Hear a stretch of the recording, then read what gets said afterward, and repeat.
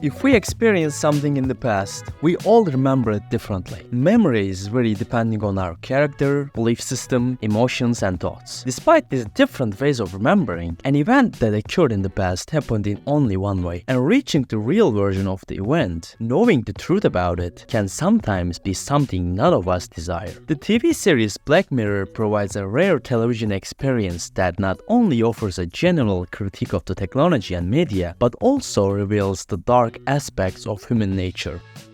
A new season was recently released, and it has indeed innovative and different perspectives in this context. Many people were disappointed when watching the new season because they did not encounter the dystopian technological universes that they remembered from the Black Mirror, and it has led to the misconception that the series separated from its own path. Yet, essentially, the Black Mirror did not compromise its essence. Instead, it took its vision to the next level. Hey, Mom. With its new season, the series have proven that we do not necessarily need a dystopian world to criticize technology, media, and human nature. On the contrary, it's demonstrated that different and original perspectives can be generated by criticizing the technologies and media. To understand how Black Mirror achieved this, let's take a journey into Loch Henry episode and its dark world.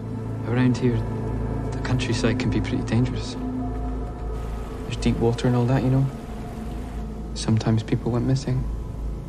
Walker takes a wrong turn, you know. Someone rents a kayak and doesn't come back.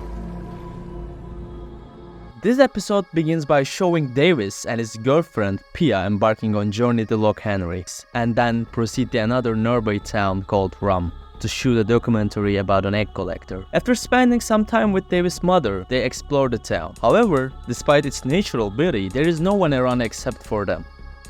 When Mia wonders how they haven't encountered any tourists, despite the incredible natural beauty and landscapes, Davis' childhood friend Stuart provides the expected answer. It is because numerous serial murders occurred in this town in the past, and after those murders, no one wanted to come back here again. Davis then vividly describes to Pia the killer Ian Adair and how he tortured and raped his victims before he killing them in the basement of his house. Upon hearing the story, Pia, astonished and excited, remarks that this should be the subject of their documentary. And so they decide not to make the documentary about egg collector and make a documentary about the series of murders that took place here.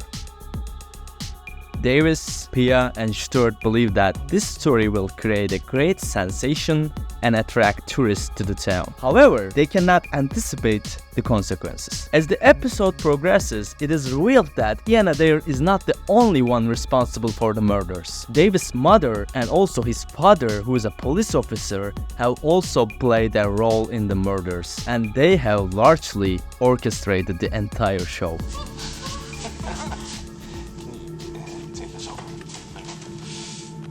Hurry up.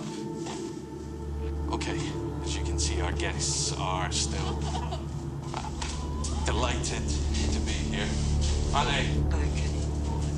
After learning the truth, Pia tries to escape from Janet, and while attempting to hide, she trips and hits her head on a stone. Davis, on the other hand, after discovering the whole truth, completes his documentary and wins the Best Documentary Awards at BAFTAs. However, in the final scene, we see that he's not happy about his success. On the contrary, he realizes that he should have never made this documentary from the beginning. Now, Davis has to live with the harsh reality that his parents are ruthless, cold-blooded, and emotionless killers.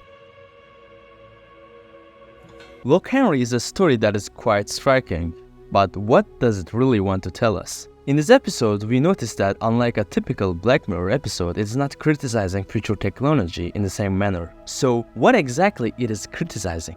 It is criticizing contemporary technology, such as cameras, the production of videos, journalism that we expect to reflect the truth, the documentary production process, and most importantly, society itself.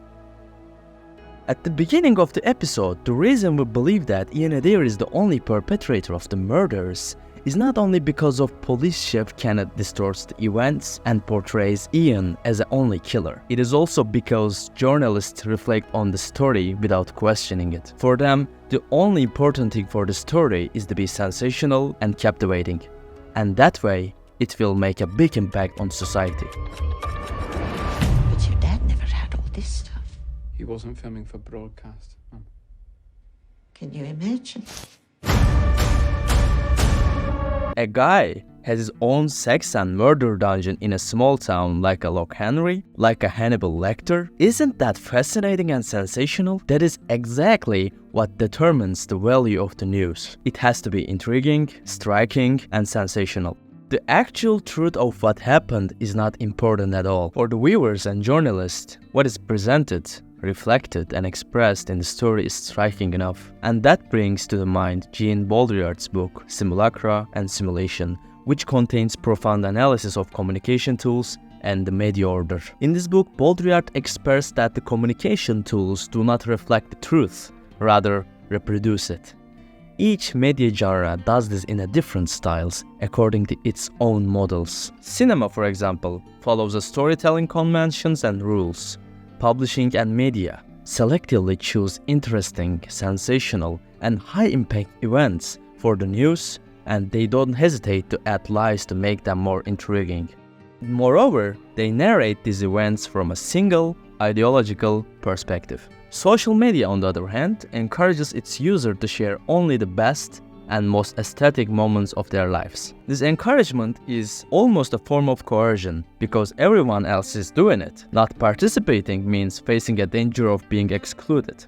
According to Baudrillard, due to all these rules and models, our perception of reality as humanity has irreversibly distorted. And he calls this hyperreality. Now, each of us experience the world through the content offered by media and communication tools. It is almost impossible for us to discern whether the content is true or false, because from the moment of birth, we consume the content provided by communication tools and construct a perception of reality that aligns with this content. Quite a pessimistic perspective, isn't it? Anyway, let's return to our story. We see that when Davis tells the story to Pia at the bar, we find out at the end of the episode, this story is actually not true. But whose fault is this? Only Kenneth and Janet? Or is the fault also in camera, the newspaper, television, and journalism? Why weren't these events deeply investigated? Why were the sensational first events immediately presented to the public without deeper inquiry? There is not a single answer to these questions, but if we were to give an answer, we can say that one reason for this is to achieve high viewership.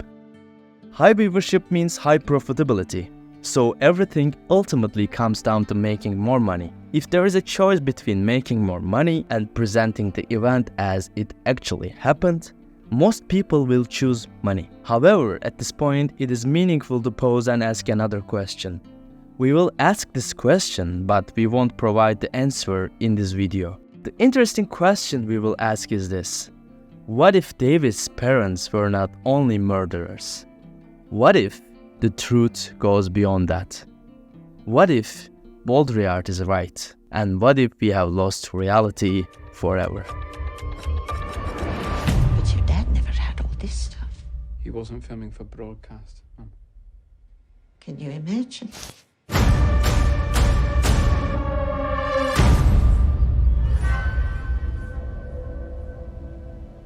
If you like this content, please remember to click the like button and subscribe to the channel. And you can share this video with your friends. You can also support the channel on our Patreon page and let us know what kind of content you would like to see in the future. Thank you for watching and stay curious.